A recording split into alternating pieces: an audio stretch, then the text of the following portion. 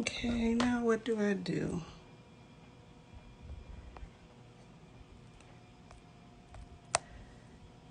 Bear with me, guys. I don't know what is going on.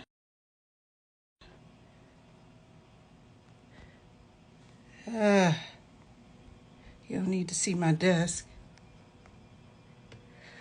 All right, let me just see if I can do this another way.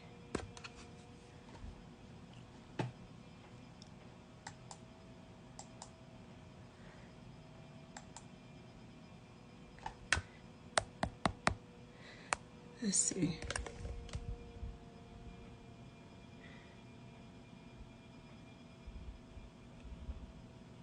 Somebody say what's up, though. I hope you can see me. I am trying to figure this out. I tried a new software that I have to work on. So if you are not able to see me, this is why. Let's see.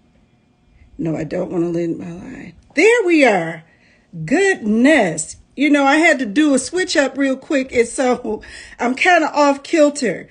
But hey, Steve, how you doing? Good, good, good. I hope you're doing better. We're going to miss you today. Trying to get my hookup together.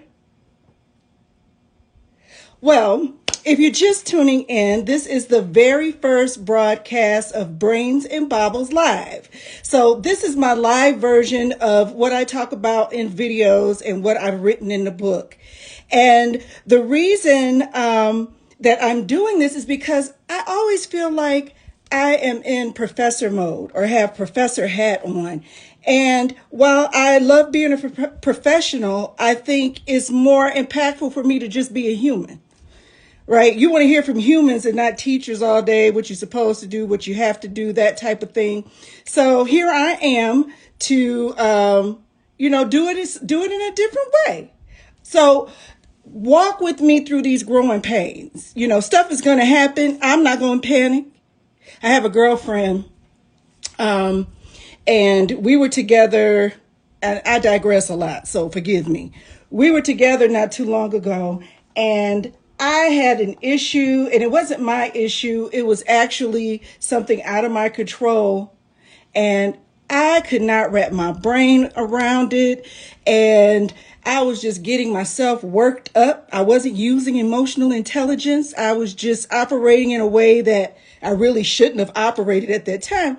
Well, anyway, she said, "Girl, what are you doing?" I said, "You don't panic. You can't solve it if you panic." And you know, being a mom, anytime it has something to do with my little one, I'm really going to be like a mama bear. But, you know, so now every time something goes on, her words just pop in my head. She's like, "I didn't panic. This happened. This happened. I didn't panic." And she's absolutely right. You cannot panic just because things happen. That's the whole purpose of having emotional intelligence, so you can deal with it. Well, again, welcome to Brains and Baubles Live. I'll be doing this every Tuesday, 6 p.m. Eastern. I will have special guests on, as I do today, to explain their lives, how they apply emotional intelligence, what they see as success, what do they do for fun, what are the things that they like to do, because this is going to be kind of a different journey.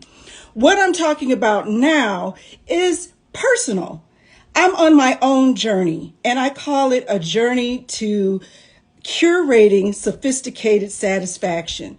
And I say sophisticated because if I am going to give myself a moniker, that's the one I like. I like being sophisticated. It means that, you know, I have a variety of interests. I might be well read. I know something. I studied something. I can talk about art and things like that, which anyway, that's a whole other thing. But I like sophistication because it means class and elegance. And I reach for that in everything that I do. So I'm inviting you on with me every Tuesday to just talk about different aspects of what people do and how they are turning their lives into happiness, how they are pivoting and making adjustments and getting rid of myths that they may have had in their lives about what they could do or couldn't do. So that's what I'm here for today. Okay. Let's see. I am looking for Carmen. Carmen is a good friend of mine. She and her husband, Steve, are close friends with me and my husband, Chris.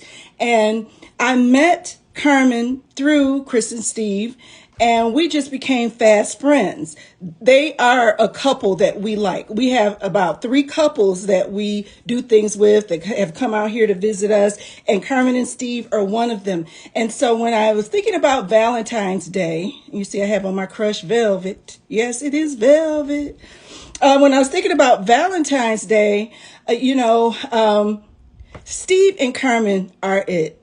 They are. And so she has a great story to tell. Unfortunately, Steve isn't going to be with her today, but I am so excited to have her on. And as soon as I see her pop on, I will invite her. Oh, is that you, Carmen? Okay, let's see. How do I do this? And,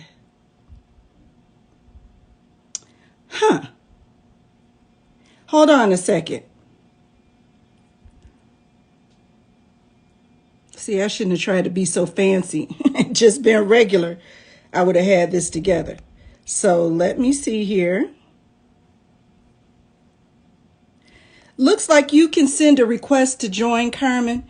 If you would send a request to join, that would probably save me some time here. So while she's doing that, I just want you to subscribe, follow me on whichever platform you're on, and, just take this journey with me. And as we go along, I'll be dropping hints, tips, nuggets about how to apply emotional intelligence, how to seek the life that you really want. And that's in every area of your life, how to overcome hurdles that we all have to overcome, and how to just persevere and do something that you want to do.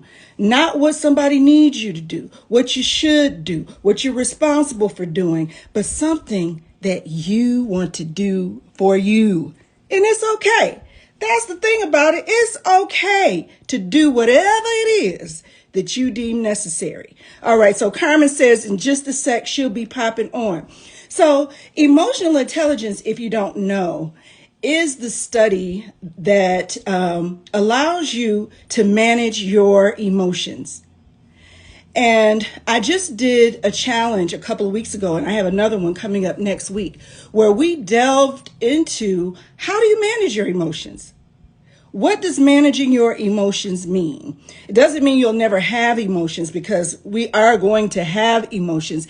It just means that when you come up into a situation where the emotions are not positive or the emotions impact your behavior, you have the power and ability to not buy into that situation, to find a reasonable solution to minimize the conflict, to make your life happier, to make the people around you happier, to be an enjoyable person, to do things that are fun, to do things that make you happy. And that's what this is all about. Okay. I want to let you know some other things. If you are new to my program, what I talk about, you can go to my website. It's www.davinadandridge.com, and you'll see exactly what it is that I talk about, what my goals are, how I'm trying to help, how I am trying to contribute to society. You'll see that right there on my website. And if you've been to my website and you've seen my videos on Instagram and Facebook and you still want to know more, hey, I got many ways that you can get in touch with me. I have a book. It's called Brains and Baubles, Do What Works for You. 5 brilliant steps to use emotional intelligence to find happiness. And I really break down my system for using emotional intelligence called the Bling concept. Okay. View request. Let me make sure.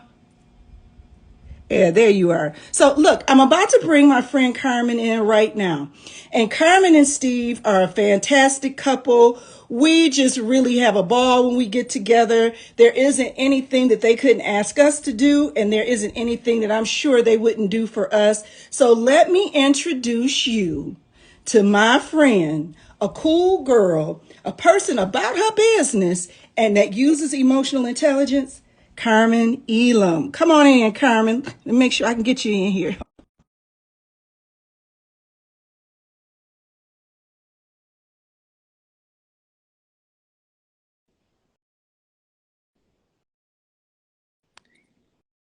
Carmen. Put oh, she's Hi. coming in, guys. How are you? Hi, Carmen. You're still loading up on my Happy side. Valentine's Day to you as Happy well. Valentine's Day. Oh, I think I gotta open your camera. Happy Valentine's Day to Okay. you as well. We Happy were having a little Valentine's technical Day. difficulty, but we got it. We got it on and popping. Okay, and I'm just waiting for your beautiful face to shine in, but we All could go right. ahead and start Thank you for flowing having right me. now. Carmen, what's going on? Good, good. Tell the people about you. Oh, you can join too. All right, Steve. Let me get Steve in here too. Right. Steve said you're not gonna leave me out. Let me go back here. Where is Steve? I saw something that said invitation expired. All right, Steve. Send it to me again. Send me a request to invite. I saw something that said invitation What are you saying, expired. Carmen? It kind of like just flipped on the screen and then flipped back off again. Yeah, I think he just needs, Okay. excuse me, to send me another one. But for you, You I'm can't not see me still? sure why I don't see Oh, hold you. on one second. Let me do a. Okay, no, yeah, because It could I just be got my my camera end. on. This I double checked to make sure that the camera was on. Well, listen, take a selfie when we done, and I'll post it with our post the chat. Okay, Hey, baby. Carmen. So tell the people how you and Steve met. Since it's Valentine's Day, I do want to just take a look at how there is a preconception about marriage, about how fun it is, how easy it is, and I would say it's both at a certain point, but you got to work up to that point. And there are a lot of emotions and ways that we handle emotions that go into a successful marriage. But first, I just want to dispel the myth that marriage is a fairy tale. So if you would just tell Thank me you how so you much and for Steve having us, met. Livette. We appreciate you all. So how we met? Oh, by the way, she Davina, he I'm called me sorry, Livette every now and Davina. then. Don't worry about it. So I'm still Davina. Davina, Steve and I met at McDonald's. So my brother, let me just say this. So I'll preface by saying that my wonderful brother is always trying to help me whenever he can. I had an issue with my vehicle one day, and he had been pressing me about getting it fixed, and I was dragging my feet about getting it fixed. And so it was one Saturday, March morning, where my brother said, hey, I already set it up for you to go ahead and get your vehicle fixed. I need you to be here at XYZ time. Well, knowing me, you know, it was a Saturday, so I decided to sleep in a little late. And my brother kept pressing me, so finally I decided to get up out the bed and get my vehicle fixed. So I was at I had just happened to spend the night at my mom's house that particular night. And my mom, before I left, I take great care of my mom. And I asked my mom if she wanted something to eat. She said, yeah, you know, you can give me something to eat. So I drove down to the McDonald's, which is maybe less than 2 minutes from her house, and pulled into the parking lot. Just as I was pulling into the parking lot, maybe a couple of minutes later, Steve pulled into the parking lot right behind me. So something really super funny. I saw him, and I absolutely thought that he resembled a cousin of mine. And when I realized that he wasn't my cousin, I said to myself, oh, he's kind of cute. So before I got out the car, he doesn't look like my cousin. The complexion is the same, but not the actual look. The complexion, but not the look. So when I saw him, I said to myself, all right, let me go ahead and adjust a few things. So I had on these beat up little shoes, right? But I had my little cute boots. Right. See, that's why you got to be careful. Absolutely. Right? So I had my cute boots in the car, so I decided to make a little change. So I said, you know what? I'm gonna put my little cute boots on to go in here because you never know who or what you might catch going to McDonald's, right? So I walked in McDonald's and I encountered Steve. Just so happened he was in line in front of me. The gentleman would have it he asked forth and debated about who should go first. There was a young lady in line in back of us that said to us, well, you know, if you all can't decide, I'm just gonna go first. And we were like, no. I'm like, no, homie, no. We're gonna go ahead and do this. So we went on ahead. I ordered my food. He ordered his food, and as God would have it, we stood to the side and we had a little conversation. We chit chatted a little bit, and then Steve can tell you the rest. Okay, and Steve, before you come on, let me just chime in right here. Ladies, this is something that is so important. And I think about this. I'm good and married, happy, been married a long time. But when I go out to the market, to the gas station, I try to be presentable. Absolutely. Because you never know. And doesn't it always happen that when you aren't your best, that's when you see somebody from your past, or you get a chance to be on TV, or something happens and you're not ready? Well, look, the funny part is, so Steve, what happened? But I explained to her, and we coming up on 14 years, March 18th. What I explained to her, I said, wow, this could be like our first date. That didn't go so well. It didn't go so well, but I thought it was, you know, I was being a Mac, you know, looking for a Big Mac, but Big Mac, yeah. But how appropriate. But this is the part that I want to get that. to. Oh Lord, how long? Now, look, we just know that was a long time. Year? That was 2008. Yeah, 2008. We met March 2008. So that was March 2008. And when did you get married? 2009. Yeah. Yes. So a year later. Okay, so here is what. Now, I know that there's some things happen in between there, before meeting at McDonald's to actually getting married, that were significant for both of you. They were leaps of faith. And part of emotional intelligence that I like to talk about is recognizing when there are opportunities and when you should step out on faith. And sometimes in the dating arena, it's a little bit different. You got to look before you leap. Can you tell that, Carmen, you told me this story. I haven't heard it from Steve's side. Yes. You were working at the state, right? And Steve had an opportunity. We had been dating. How long had you been dating at that July? point? We had been dating about 4 months at that point. 4 whole months, yes. 4 whole months. Not 4 years. 4 whole months, yes. A year, 4 months at that time. All right, tell the people what opportunity did you have, Steve and Carmen?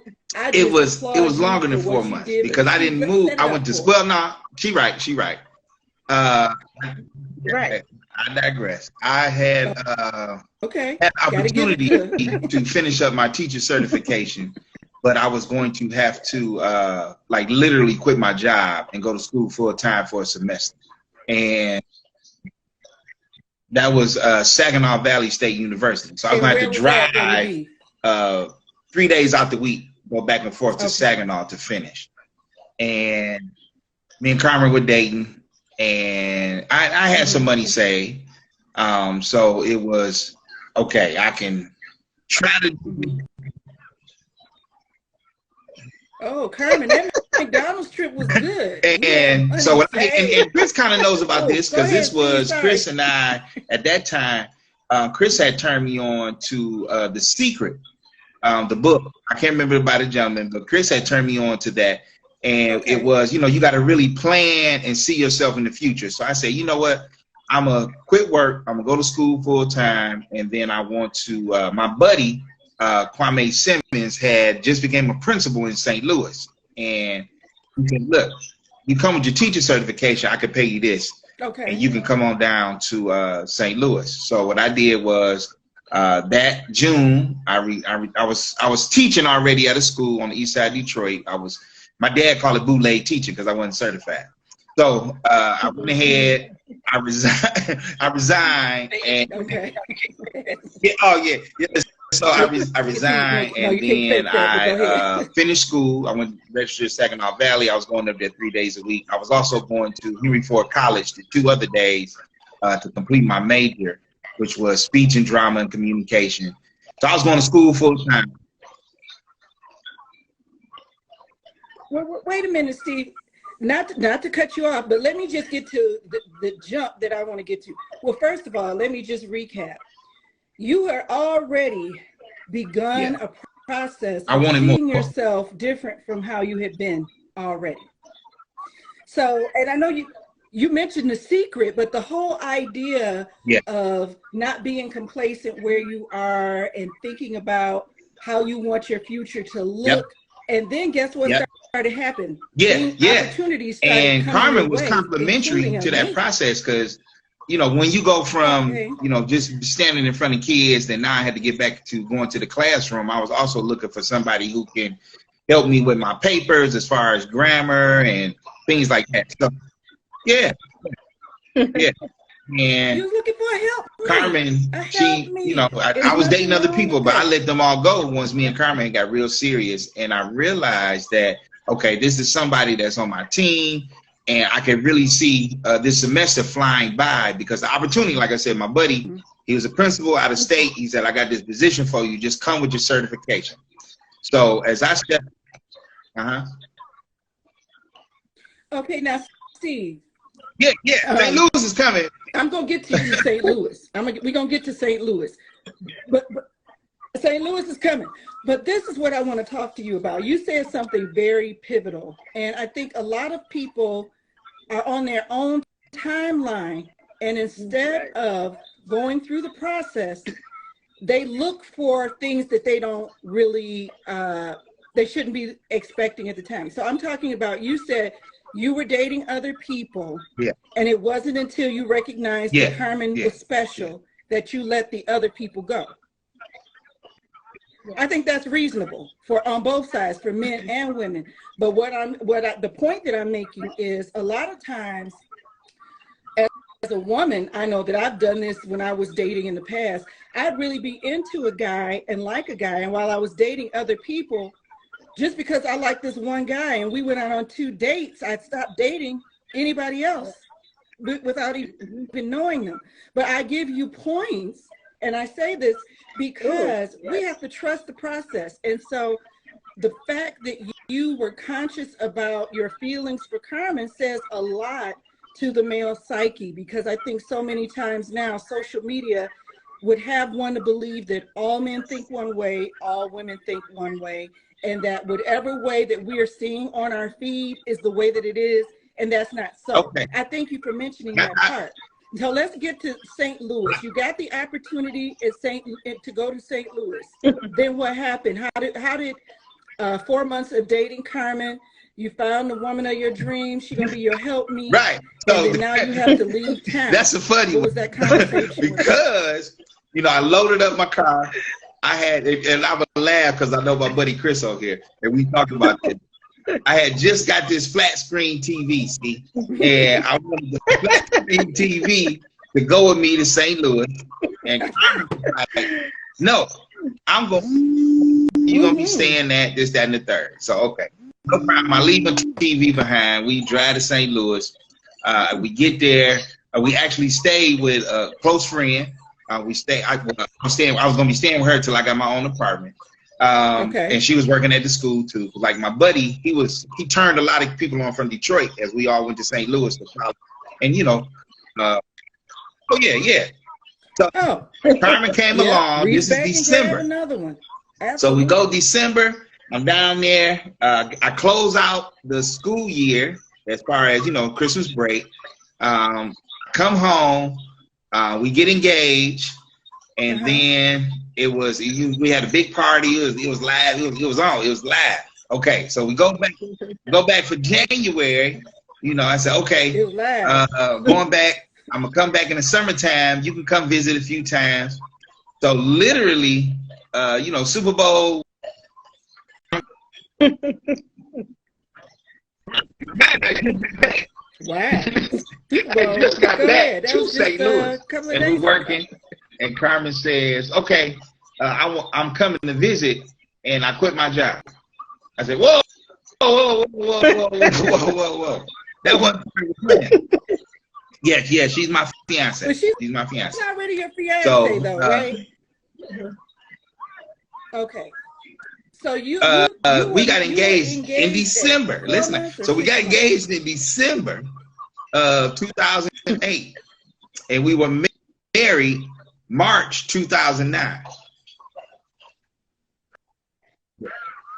Nah, because let me tell you what she said. So after she moves down, she moves down, and it was funny that he don't spill all the beans, right? He doesn't spill all, but go ahead, baby. But it's okay. Now, as she moved down, keep it real. I instantly got a better place to live. Like this is everything that's happening just as we're making this transition, step out on faith and live, live what God has for us. Yes. Instantly got a better place. Instantly, this thing started happening. Just boom, boom, boom, boom, boom. So the first break down in St. Louis, they get a break in March. And it was funny because we staying in this apartment, little Jack and Jill, circle, connected bathroom, all this stuff. But mind you, all we had was an air mattress. So we had, look, and my TV now, the air mattress and the TV. Been there. Literally, Carmen says, well, for this week off, I got some plans. So I'm thinking in my mind, like, you got some plans? We in St. Louis, Missouri. We don't know what's going on. She had already contacted she had already contacted the Justice of the Peace and had found out what days that they were open. So she had talked to me and said, well, what we gonna do tomorrow is go get married. And I'm like, wait a minute. She said, don't you brought me down here just that we was gonna shack up. She's like, no, we gonna get married. And I can truly say she was gung-ho at first, and I was a little nervous, but then that morning I was like, all I had two suits, a blue suit and a black suit. So I said, okay, we're gonna put on this suit. She got dressed. She was a little nervous, but once we were the last couple that day, March 18th. We were the last couple. And once we got married, it was crazy because then that's when everything that could happen positive just started happening for us. So that was the best thing I had did. We didn't tell our people till we came home at Easter though that we had got married. And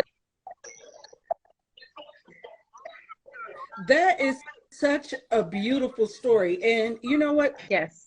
Carmen, and I'm going to ask you this. I like the fact that Carmen, regardless of what anybody else was doing, any friends, any relatives, people you knew, absolutely, Carmen had a standard for herself. While she wanted to be there with you and she wanted it to be right. So Carmen, what were the thoughts that you were having while you sped up? And I mean, you were bold, and I thank you for being bold because absolutely, you were taking control of your future. For you saying, let's not wait, let's do it now. What prompted you to do that? I figured to myself, I had been in my job with the state. It was we left in 2008. I had been with my job at the state for like 8 years, and so I pretty much figured that I had dropped my whole entire life. Like I was at home working. I had my own place. I had my own car, and I had everything set up for myself. Pretty much. And I was an independent woman, not to say that you don't need to help me, because we all need a helpmate. However, I figured, okay, if I'm going to make this leap, I need to make it official. And it's not to say that, either of us would have changed our minds in the process, but my my viewpoint was, hey, you know what? Why not? If we're going to move here and we're going to operate as a couple and operate as a married couple, then we should be married. And it wasn't like I got on my knees and asked him to marry him. He had already asked. That had already been established. And since it had already been established, there was no reason. I saw no reason why we should not escalate the process. And I think there's value. There's value in traditional processes, traditional roles. There's value in all of that, because like Steve was just about to start talking about, and I do want to know more about, you said after you got married, it got even better. And I think a lot of people miss that because marriage isn't, oh, 50% of marriages fail. Yeah, but Absolutely. 50% Yes. still thrive. So why marriage shouldn't be the bad thing because marriage is good. Now, some people might or might not agree with me, but obviously, Carmen, you had a standard for your life, and Steve had that same standard, or otherwise, first of all, he wouldn't have asked. He saw the value and he asked for your hand. And then secondly, for you to say, hey, we're making these strides, but let's make it official. It says something about your values and integrity and them being in line. And Steve, so tell me now, so you got married and then you got said married. things just started Now, mind happening. you, What started happening? we in St. Louis, Missouri. Got married, and Carmen at the time, she wasn't. I don't know if you had a job, but my buddy ended up even hiring Carmen at the school that we worked at. So now we both working at the school. The kids like, wait a minute, that Mrs. Elam, is that your wife? You know, I'm like, yeah, Mrs. Elam. Right. So one of the things that I was glad that we were able to do while we were at this, it was a middle school, a 6th through 8th grade middle school in North St. Louis. We were a young couple and showing the other kids in the school that Black love did exist. That was exciting. So as we're experiencing this, I said, okay, I'm gonna go to school. Now, mind you, I just got done passing some classes in December. I said, okay, go work on my master's. And this, you know, it's a charter school. I get in charter school. I get a scholarship.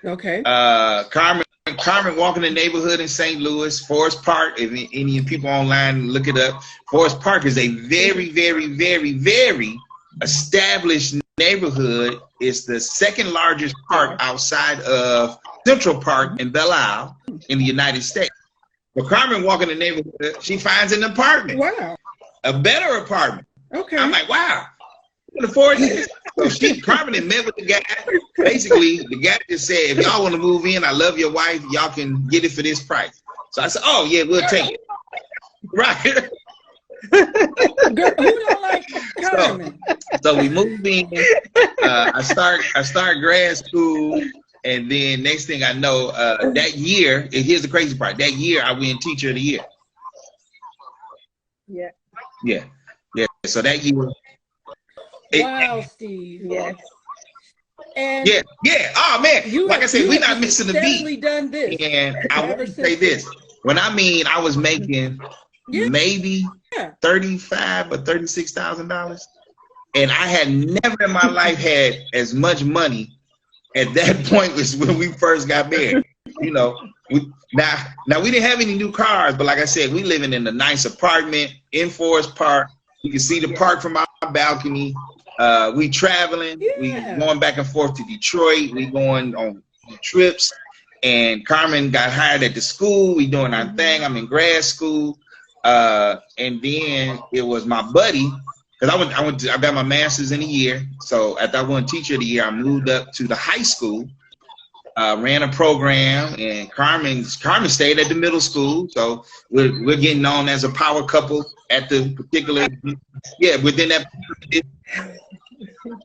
power couple.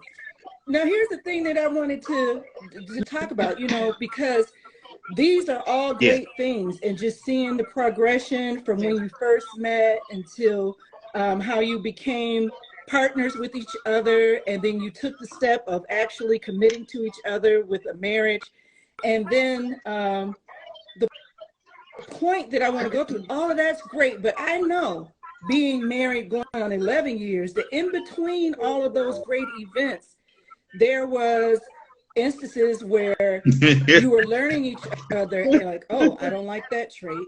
What are we gonna do about that? Or, oh, this is a habit that is not great. I don't like how he says this. She doesn't always do this. We know that that's not going to happen, but there are only certain deal breakers, right? How do you handle times? You don't have to share in detail necessarily.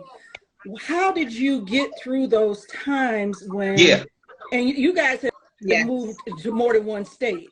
How'd you get through those times when you needed to do something that really wasn't in your plan, or she had to pivot from something or move to some place that wasn't in her plan, and either one of you can answer, what did you do or how did you think about your feelings and I what let needed to Carmen be do that. done for the unit? How did Because you we were down there. rationalize? Well, And I'm just great. I'm glad she was letting me be me. so Okay. So yeah, so she let you be you. Of course, the move from Detroit to St. Louis, that was like a given, right? We had moved. I had never been to St. Louis before. Yeah. That was my very first time. It was sight unseen. He said, hey, this is an opportunity that I have, and I was just like, okay, like I believed in him. So from the first time that I met him, and we dated and we talked. Oh, that's good. And he told me his plans. I told him my plans. I believed in him, and he believed in me. And so the first move to St. Louis was pretty much kind of like a give-in. However, the second move was to Maryland. So we were both in school. Steve was in school working on his master's. I was in school working on a legal studies master's. And I ended up getting a certificate in legal studies. I didn't finish out my program, the master's program. I cut it short because we were going to move, so I got a certificate instead. However, we were moving to DC, but I didn't know we were moving to DC. So Steve had kind of like talked about it with a friend of ours, the same gentleman that brought us down to St. Louis. Was the same gentleman who was going to give him the opportunity to have a different position in DC. So he was working on this opportunity. Yes, he was working on this opportunity, but he hadn't quite He says that he shared it like in passing. No. Again. Well, what it was, I had finished that first master's. And my buddy, my same buddy that brought us down to St. Louis, he left to go to DC. So me and Carmen, we were set. We were going to be in St. Louis for, that was going to be our place and come back and forth to Detroit. We were going to finish. So what it was he had a program to finish. He was still in school. Okay. I was still in school. Yeah. And so we had to have a conversation like, listen, you started something that you're going to finish. I started something that I'm going to finish, and we cannot go anywhere until we get our ish together. Like, we're going to finish this up before we go anywhere else. Yeah. So you have to hold each other accountable at the same time, because that still has to go on, the accountability part. But let me say, so the next thing that happened is my buddy goes to DC. That. He's in DC. He said, hey, nobody knows about Missouri Baptist, but everybody knows about Columbia University. Why don't you come on get your next? He said, come on, get another master's real fast. I can get you a scholarship. Okay. And we sitting in this apartment in St. Louis, and I was kind of down with myself. I said, I don't think I should apply. Carmen was like, well, look, you done got this. You already doing well. Go ahead and apply. So I applied. We did the interview. Bam, I get in. Okay. I'm like, oh, shit. I get to go to Columbia. Wow. I graduated from Detroit McKenzie High School. Right. No way in my wildest dreams had I even thought about going to an Ivy League school. But yeah. Let me stop you right there. So many people think that their little world is the big world, don't they? And especially coming from where we come from, I know people who think everything operates the same way in this place, in that place. And so I hear that all the time.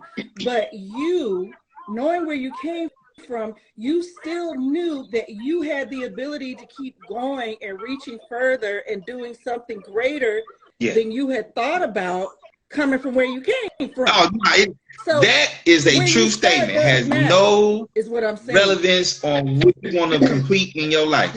And I say this all the time. How much you reveal of yourself is always up to you. How much you manifest of yourself is up to you. Yeah. God. Yes. What do you do, Steve? there's always, I'm talking about emotional intelligence, but there also needs to be a spiritual intelligence. In order to have the faith or the belief that you are the person or can become the person that can do all of these things that you never dreamed of. So like The Secret, right?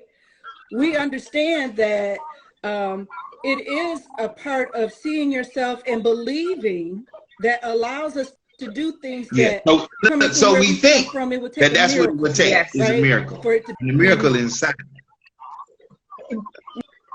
Well, but what do you do one of the spiritually? things How we do you did while we connect were in St. Louis, me and Carmen, with God? we went to church. You know, I had family in St. Louis. We connected with them. We went to church.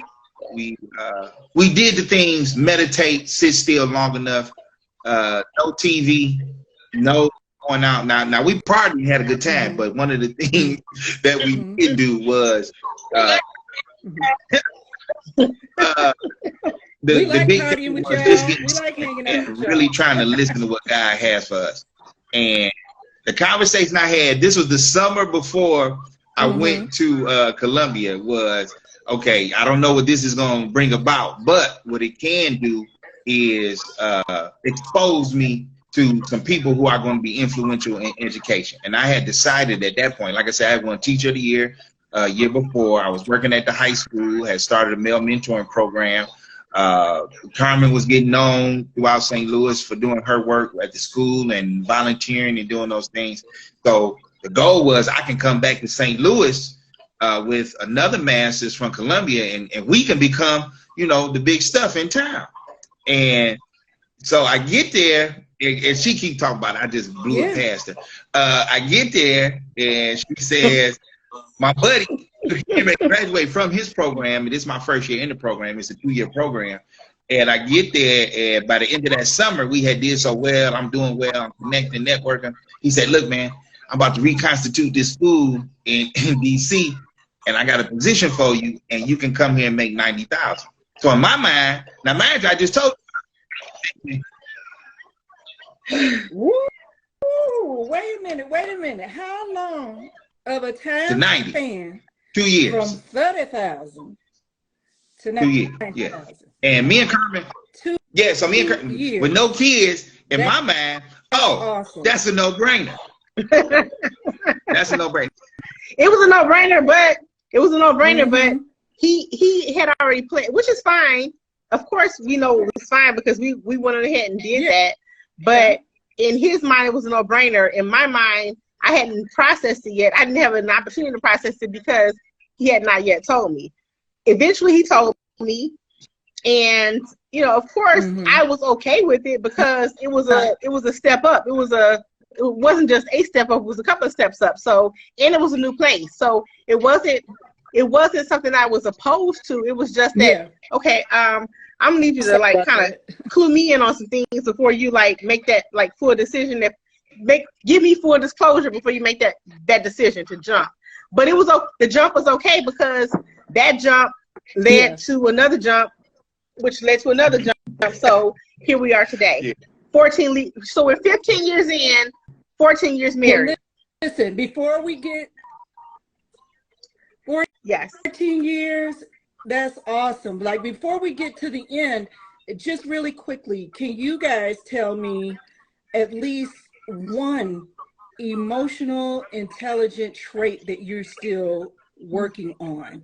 Like I know you guys, so that I know that you guys are planners, you're even, you love people, you help people, but I know internally we all have something that we are working on.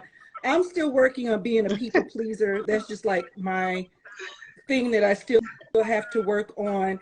I know some people that I deal with, they still work on like the imposter syndrome and other things like that. Is there one thing that you would like to either develop or change as far as emotional trait that you consider? Just real quick, like maybe one quick statement. So for me, what you said was very pivotal as far as the people pleasing part. So I've always, like that has been, I even had a conversation with myself a couple of days ago because I was like, you know what?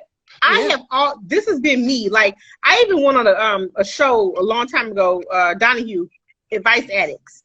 I was always the advice seeker. Like, I would always like call up my friends, like, hey girl, you know, or call up my cousin, like, hey girl, you know, what you think about this or what you think about that? And so that's the one thing that I've been working on feverishly. Just knowing that I don't have to please, you know, I'm a caregiver for my parents. Steven is like the absolute best husband when it comes to assisting me. Whoa, wait a minute. They are brothers. They're brothers and sisters and brothers and sisters. Yes. I want to publicly thank my husband. Absolutely. For how he has blessed my life. Yes. Because my mother lives with us here in Arizona. So when we decided to move, it wasn't just about he and I. We packed up the family and moved to, you know what I'm saying? Yes. So thank you, Chris. Yes. And Steve, I know he's done the same thing right there.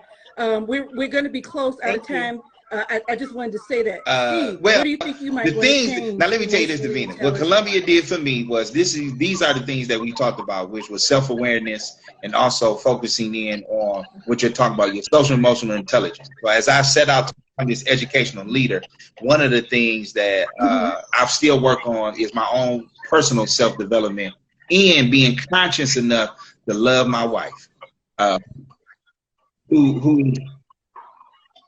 All right. Listen, on Valentine's Day, you can't be loved. And confession of love and those are things on Instagram. That I have to work on constantly to remind myself I can't be as brash as I would talk to a colleague or a staff member, but she is my wife and she's my helper. Amen. Yes. So I'm still working on it. Oh, that is so sweet. Me too. That's so sweet. Well, listen, guys, tell Steve, I know you do a lot. What are you doing right now? And if somebody wanted to reach out to you for any reason, do you mind sharing your social media? I'm rebranding my educational consulting firm. I'm also is SEED, which is Steve Elam Educational Solutions.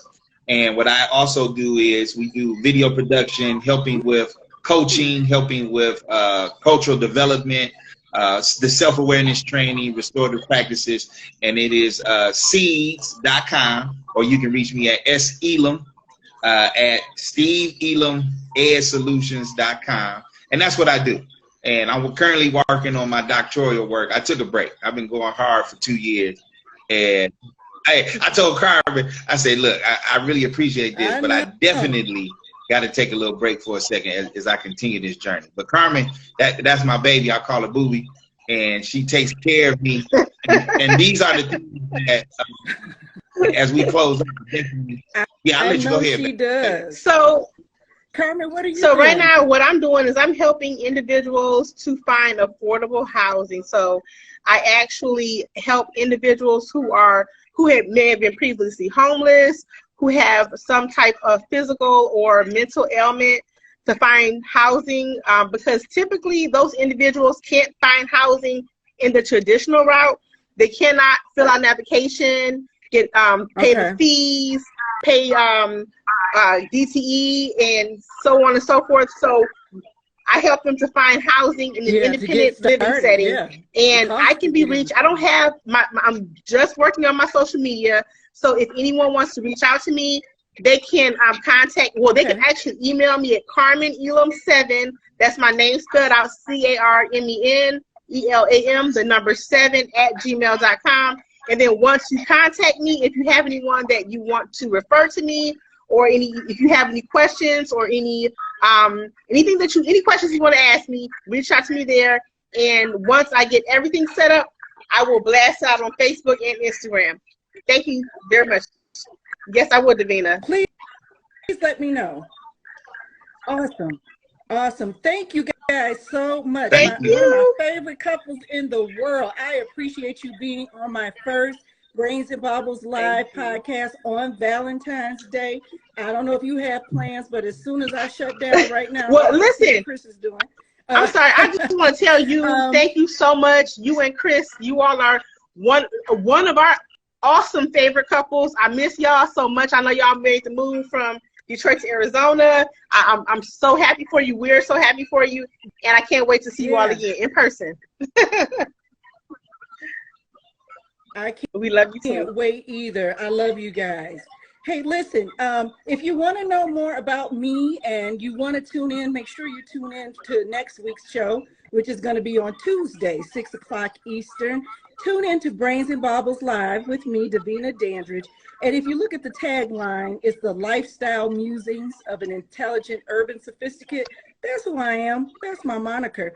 But look, click the link, like, subscribe, go to my website, whatever you need. Make sure you stay connected to me because I have so much to share and I love to share it with you. If you have questions about emotional intelligence, or what I offer, hit me up on my social media. I am on Instagram at Davina Dandridge, Facebook, Facebook is actually Brains and Baubles.